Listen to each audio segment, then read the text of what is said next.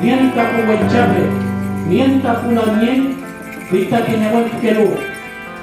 Kirunela, bueno pachante kirukpan, amulelo anta bachimu, amulelo anta bachimucham, amulelo anta bachiwechan, deinga pachante na inchina indomeo, ligat ni ngacham kawenu. Gire bin, iche, pitokon chirumu kanta indomeo. Es el poema de la tierra canta al salir el sol. Es el destino de la carretera.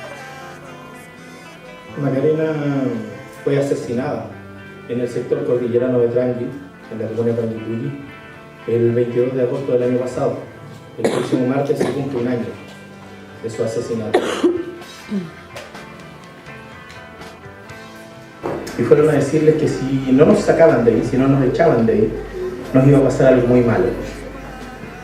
Que había gente que nos quería hacer mucho daño. Eso fue el 21 de agosto. El día 22, Macarena aparece colgada de una viga dentro de nuestra casa. Y sin ninguna explicación. Ella estaba con nuestro hijo, que en ese momento tenía 1 año 8 meses, y yo salí a trabajar y me despedí de mi compañera con un beso,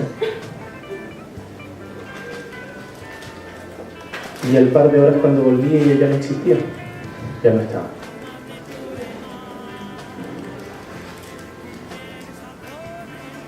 Para nosotros, como sus familiares, para mí como su compañero, que la conocí, que tuve la suerte de compartir con ella años, que tuve la suerte de conocer su ser interior más profundo.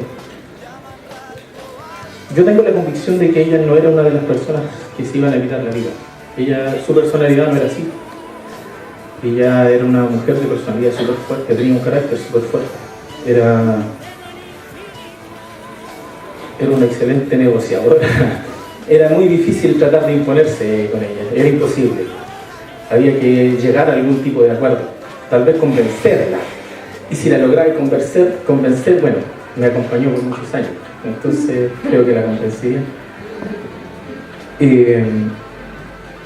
Pero tenemos la claridad de que ella no se quitó la vida, que fue un mensaje súper claro para todo el resto de las comunidades que estaban en ese minuto tratando de organizarse.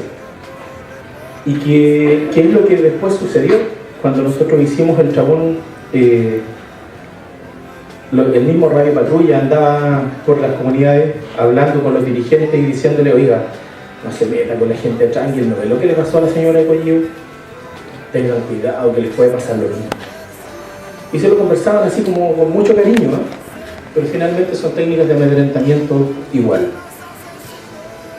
Y creo que ese era como el gran objetivo, eso fue como la finalidad de esto.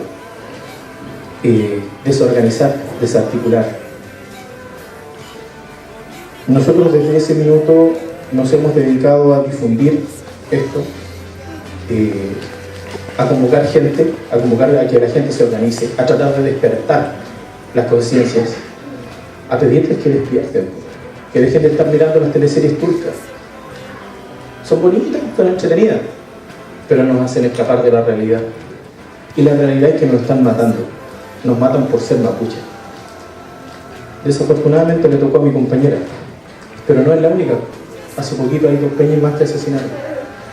Y hemos escuchado hoy día durante todo el día cosas que han pasado. Una Lamien que está presente acá, el Peñi, Lonco.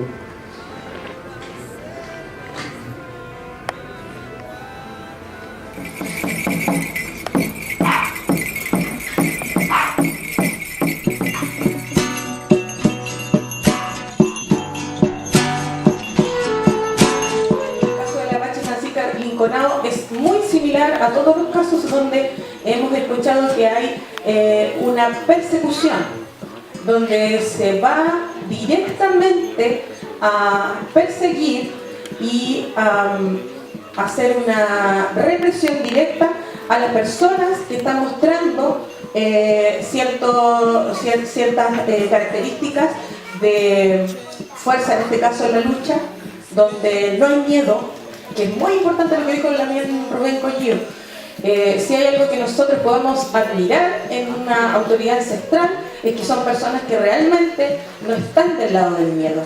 Y esa es la posición de la Machi Francisca Nicolás, una mujer que ha vivido toda su vida en su comunidad y que desde muy joven, 16, 17 años, se consagra como Machi. Jamás nunca se imaginó que iba a pasar por una situación tal como la que está atravesando.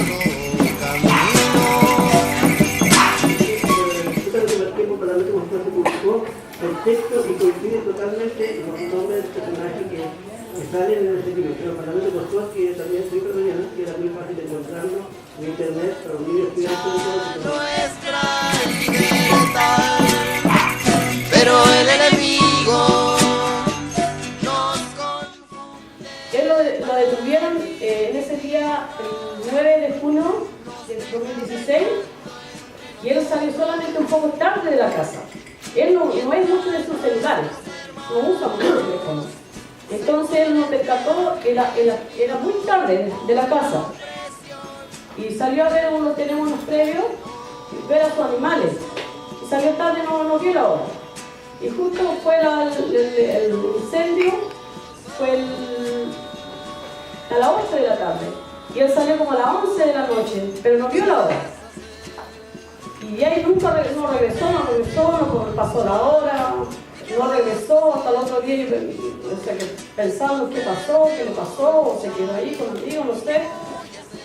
Y al otro día, apenas se aclaró, llegaron los carabineros. Llegaron como 4 tanques, torrillos. Y yo estaba con mi hija de 14 años y una nieta de 2 años. Estábamos ustedes.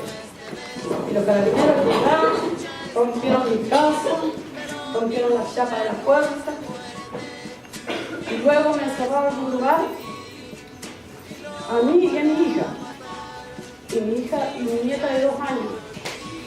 Y la chiquitita, de puro miedo, se meó, se orinó al ver tantos carabineros. Y todo el sábado tuvimos, como a las 7, las 8, las 9, las 10 recién se fueron los carabineros. Y todo el sábado nosotros apuntados con unas armas.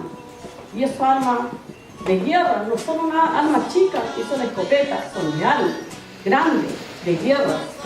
Y apuntando hacia nosotros, a mí y a mi hija de 14 años, y a mi hija de 10 años. Una sola lucha, nuestra libertad, pero el enemigo